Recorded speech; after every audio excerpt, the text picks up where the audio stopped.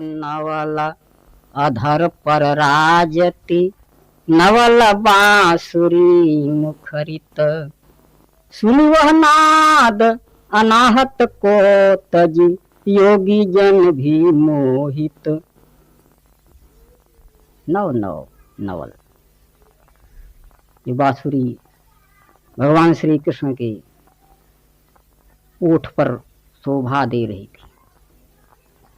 मुखरित, बांसुरी की आवाज बड़ी मनोहर थी। वह नाद साधारण नहीं था, प्रत्यक्ष नाद था। लगता है कि अंदर का जो अनहद नाद है वो प्रकट हो गया है। उस नाद को सुन करके, अनाहत नाद को भी त्याग करके योगी जन मोहित हो जाते थे। दो प्रकार का नाद होता है, एक बाहर का नाद है जिसको आहत नाद कहते हैं, जो टकराव के साथ आता है, और एक अनाहत नाद जो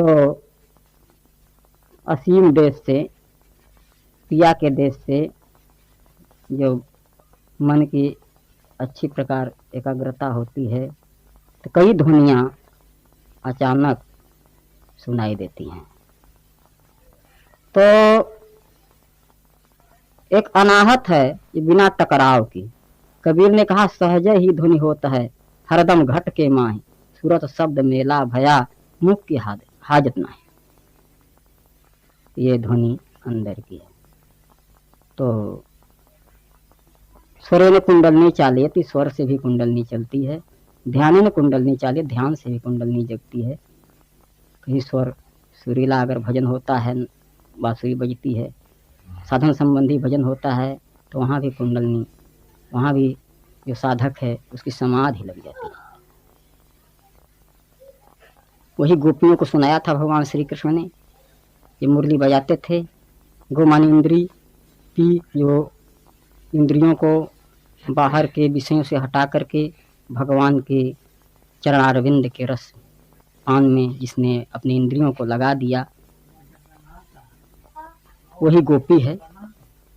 ऐसे भक्त, एक भक्त की स्थिति गोपी की है। भगवान ने गोरस लूट लिया था, क्योंकि कहने की बात यह है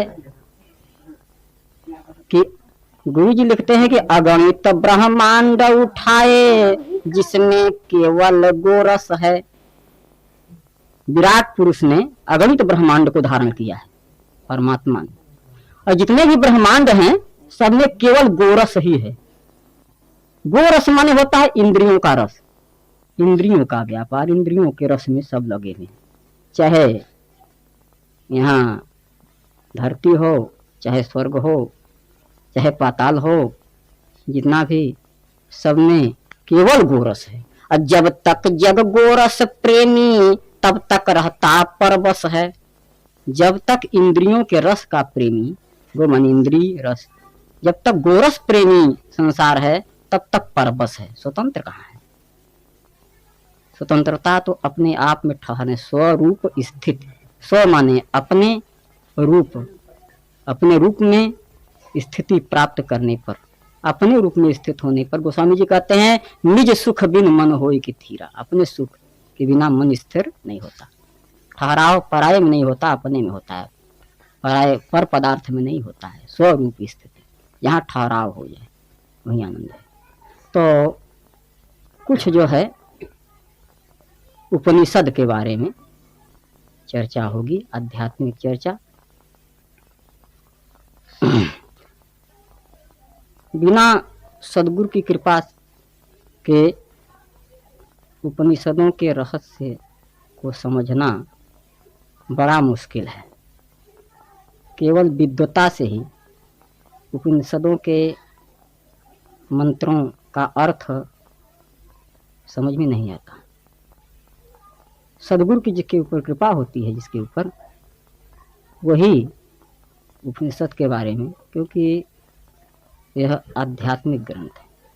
श्वेता श्वेतरोपनिषद में आया है, यदा चर्म वदाकाशम वेष्टयिष्यन्ति मानवा तदा देवं विज्ञाय दुःख शांतो भविष्यति। श्वेता श्वेतरोपनिषद इसका अर्थ है जब कोई व्यक्ति साधक आकाश को चमड़े के समान लपेट लेगा तो वह परब्रह्म परमात्मा को जाने बिना ही दुख से छूट जाएगा। आकाश को चमड़े के समान लपेटने की बात यहाँ उपनिषद के जो ऋषि हैं वो कर रहे हैं। जयदयाल गोविंदका जी ने अर्थ किया है। पहले तो श्वेता चतुर्पनिषद में आया है कि जब कोई आकाश को चमड़े के समान लपेट लेगा तो उस परम देव परमात्मा को जाने या न जाने दुख समूह से छूट जाएगा, दुख का उसके अंत हो जाएगा। तो जयदयाल गोविंदका जी ने लिखा कि जो है जैसे आकाश को चमड़े के समान लपेटना असंभव है, वैसे परब्रह्म परमात्मा की गति को जानना असंभव है, गति अकथनीय है। एक और तो दोनों बातें वापस में टकराती हैं। एक और लिखा है कि लपेट लेगा, तब फिर असंभव कहां से आ गया। इसीलिए मैं कहता हूं कि केवल विद्वता से उपनिषद का अर्थ नहीं लग सकता, गुरु कृपा की आवश्यकता है। इसका अब उत्तर जो है ढूंढना है। आकाश को चमड़े के समान लपेट लेना क्या है? इसका उत्तर बृहदारण्यकोपनिषद में है। याज्ञवल्क्य और गार्गी के संवाद में एक बार महाराज जनक जी ने 1000 गायों को गहनों से अलंकृत करके सजा धजा करके और संकल्प किया कि मैं गोदान करूंगा, लेकिन उसको दान दूंगा जो ब्रह्मज्ञानी हो। तो कोई नहीं तैयार हुआ। याज्ञवल्क्य जी ने कहा कि मैं ब्रह्मज्ञानी का चरण रज तो नहीं हूं, क्योंकि जो ब्रह्मज्ञानी होता है तो वह जाने सो कहत रहीमन कथा अगम्य की कहन सुनन की नाही, जाने सो कहता नहीं कहे सो जाने नहीं। उस अगम्य की कथा को कोई कह सुन, वो कहने सुनने की वस्तु नहीं है। जो कहता है कि मैं आत्मा को जान गया वो नहीं जानता, और जो जान जाता है वो कहता नहीं।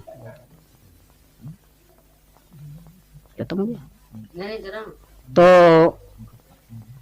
जाने सो कहता नहीं, जो जान जाता है वो कहता नहीं, और जो कहता है वो जानता नहीं, वो वाणी का विषय नहीं है। तो याज्ञवल्क्य जी ने कहा कि मैं तो ब्रह्मज्ञानी का चरण रज नहीं हूं, लेकिन हाको गायों को, शिष्यों को आदेश दिया। तो उस समय क्या होता है, गार्गी जो थी, महिलाएं जो थी पहले वैदिक काल में भी तत्वनिष्ठ होती थी। उठती है, कहती है ऋषिवर कहाँ ले जा रहे हैं, मैं आपसे कुछ प्रश्न करूंगी, उस प्रश्न का अगर उत्तर आप दे दें तो फिर ले जा सकते हैं। याज्ञवल्क्य जी कहते हैं गार्गी प्रश्न करो, लेकिन अति प्रश्न मत करना। अति प्रश्न करेगी तो फिर धड़ से उड़ जाएगी। अति प्रश्न नहीं कहा। ठीक है, गार्गी पूछती है यह आकाश किस, यह पूरा ब्रह्मांड किसमें ओतप्रोत है? तो याज्ञवल्क्य जवाब देते हैं कि आकाश में, पूरा ब्रह्मांड जो है आकाश में।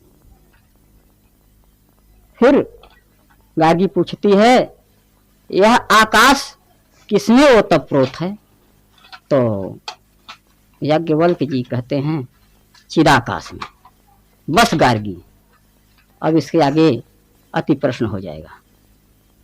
तो अब चिदाकाश, जैसे गुरु गीता में आया है कि चैतन्यम शाश्वतम शांतम व्योमातीतम निरंजनम नाद बिंदु कलातीतम तस्मै श्री गुरवे नमः।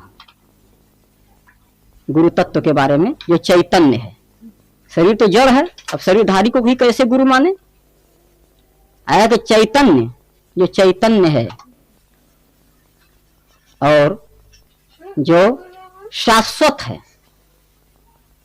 स्थिर तत्व है, जो सनातन है, और शांतम जो शांत है, अपने आप में स्थित है, और व्योमातीतम आकाश से भी परे है। लोग आकाश से विशाल कह करके ही रुक जाते हैं। आकाश से विशाल कौन आकाश है? कौन किसका स्वरूप का? चिदाकाश, आकाश से भी विशाल चिदाकाश रूप है, वो शिव तत्व है, वही गुरु तत्व है। गुरु गीता में आया है, यह गुरु स शिव प्रोक्त, यह शिव स गुरु स्मृत, विकल्पम यस्तु कुर्वीत स नरो गुरु तल्पग। जो गुरु है वही शिव है, जो शिव है वही गुरु है। इसमें जो भेद करता है वो जो है गुरु तल्पग, गुरु पत्नी गामी के समान पाप लगता है। गुरु में शिव भेद नहीं मानना चाहिए, जो शिव है वही गुरु है। स्थिति मिलने के बाद एक ही है। तो आकाश से भी परे तो चिदाकाश है। तो चिदाकाश में जब जाएगा वो, जैसे गोस्वामी तुलसीदास जी लिखते हैं, अजम निर्गुणम निर्विकल्पम निरेहम चिदाकाश माकाश वासम भजे हम। जो अजन्मा है, निर्गुण है, निर्विकल्प है, निरीह है, वह चिदाकाश में स्थित है, इस आकाश को वस्त्र के समान लपेटे हुए। तो जो चिदाकाश में चला जाता है, सहस्रार के ऊपर की स्थिति प्राप्त, तो चिदाकाश में जब जाएगा तो उसको अनुभव होगा कि यह आकाश जो है चमड़े के समान लिपट गया है। इसी पर हमने दो दोहा बनाया गुरु जी जब थे तभी। नील गगन को चर्म सम नर लपेट जो लेत, बिनु जाने ही देव को दुख समूह चली देत। गुरु जी को सुनाया, क्योंकि उन्हीं की प्रेरणा से जो कुछ बनता है बनता है। इस हड्डी चमड़े के शरीर में क्या है? पंचभौतिक शरीर है, उन्हीं के सब लीला है, सब उन्हीं की कृपा है। ये कुछ लिखा जाता है, जो कुछ आ जाता है भाव में। तो नील गगन को नीले आकाश को चमड़े के समान जो लपेट लेगा, वो उस परम देव को जाने बिना ही दुख समूह से छूट जाएगा। तो उसका उत्तर जो है वो भी आया अपने अंदर। चिदनभ पर जब ही चढ़े यह प्राणों की प्राण, तब ही यह नीला गगन लिपटत चर्म समान। जब चिदाकाश पर यहाँ शिव है, वो प्राणों की प्राण जो कुंडलनी जागृत होकर चढ़ जाती है, तो वहाँ जब चिदाकाश की स्थिति, तो चिदाकाश के आगे वो तो इसी आकाश से विशाल है। वहाँ जाने पर ये आकाश जो है, नीला गगन जो है, चमड़े के समान लिपट जाता है। तो श्वेता श्वेतरोपनिषद का जो अर्थ है श्लोक का, यदा चर्म वदाकाशम विष्टयिष्यन्ति मानवा तदा देवम विज्ञाय दुःखस्यान्तो भविष्यति। यही अर्थ है।